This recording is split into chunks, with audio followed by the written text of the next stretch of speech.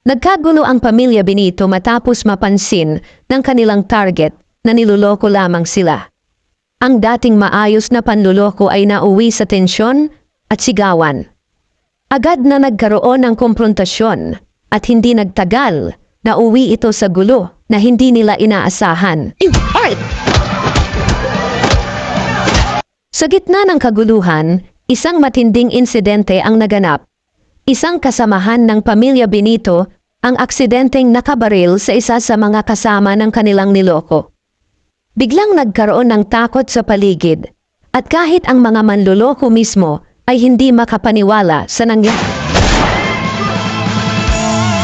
Tapos na! Hiwa-hiwalay tayo! Sa matinding pangyayari, hindi na nagdalawang isip sina Fatima at ang kanyang pamilya na tumakas. Alam nilang mas malaki ang gulong kinasasangkutan nila ngayon. Samantala, ang mga taong niloko nila ay nakakita ng isang pulis sa malapit at agad silang isinumbong upang mahuli. Habang patuloy ang kanilang pagtakas, mabilis na napansin ng mga pulis ang kanilang kilos. Hindi nagtagal, natuntun sina Fatima at Kaloy. Agad na hinawakan ni Fatima si Kaloy. Hinihikayat itong tumakbo ng mas mabilis. Ngunit sa halip na sumama agad, sinabi ni Kaloy na mauna na si Fatima. Alam niyang mas mapanganib kung pareho silang mahuhuli. Sa kabila ng takot, hindi nagawang iwan ni Fatima si Kaloy. Pinilit niya itong hatakin upang sabay silang makatakas.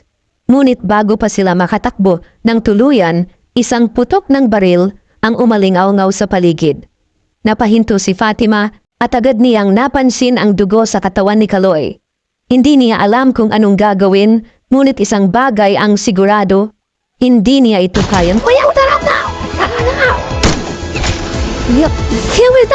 Sa kabila ng kanyang kalagayan, pilit na inutusan ni Kaloy si Fatima na magtago at umalis na bago pa mahuli. Ngunit sa kanyang unti-unting pagkawala ng malay, naririnig niyang patuloy na sumisigaw si Fatima. Hindi siya iiwan, hindi niya ito kayang pabayaan.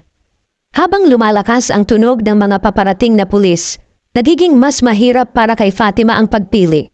Mananatili ba siya o tatakas? Asinakaloy at punso. Ay ako, tago pa na. Hindi kita iiwan. Sa kabilang banda, inutusan ni Jackie si Miguelito na pumuwesto malapit kay Mayor Roberto. Sa harap ng maraming tao, agad namang ginamit ni Miguelito ang pagkakataon upang ipakita ang kanyang kakayahan sa pagsuporta sa mga tao. Ang kanyang kilos ay hindi lamang para kay Mayor Roberto, kundi para rin sa kanyang sariling ambisyon. Pumwesta ka doon para sa pamilya niya. Habang nasa entablado, taus-pusong nagpasalamat si Mayor Roberto sa mga taong patuloy na sumusuporta sa kanya. Pinapakita niya ang kanyang pagpapahalaga sa kanilang tiwala, lalo na ngayong papalapit na ang halalan. Noong po ay taus-pusong nagpapasalamat din sa inyo. Sa gitna ng kanyang pagpapasalamat, sumingit si Olivia sa eksena. Kitang-kita ang kanyang pagsusumikap na mapansin, tila ba ginagamit ang pagkakataon upang ipakita ang sarili sa publiko. Ang kanyang bawat salita at kilos ay nagpapahiwatig na mayroon siyang mas malaking plano, ang lumaban sa politika. At pagdating sa serbisyo publiko, ang pamilya Guerrero ang numero 1. Sa kabilang panig, dumating na si Tanggol kasama ang kanyang grupo. Hindi niya alam na naroroon din si Miguelito. Samantala, ipinahayag ni Don Julio na ang araw na ito ay isang pagdiriwang at nais niyang ipakilala si Tanggol sa kanilang mga makapangyarihang kaibigan. Alam niyang ito ang simula ng mas malaking pagbabago sa buhay ng kanyang apo. Ipagdiwag natin ito. Dapat ipakilala kita sa aking mga makapangyarihang kaibigan. Habang patuloy na umiikot ang gulong ng tadhana, mas lalong nagiging komplikado ang mga sitwasyon ng bawat isa.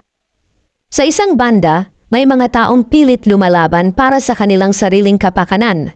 At sa kabilang banda, may mga taong pilit hinuhubog ang kanilang bagong pagkatao sa loob ng isang bagong mundo.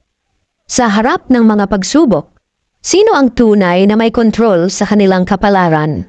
Ang sarili nilang mga desisyon o ang mga pagkakataong dumadating sa kanila?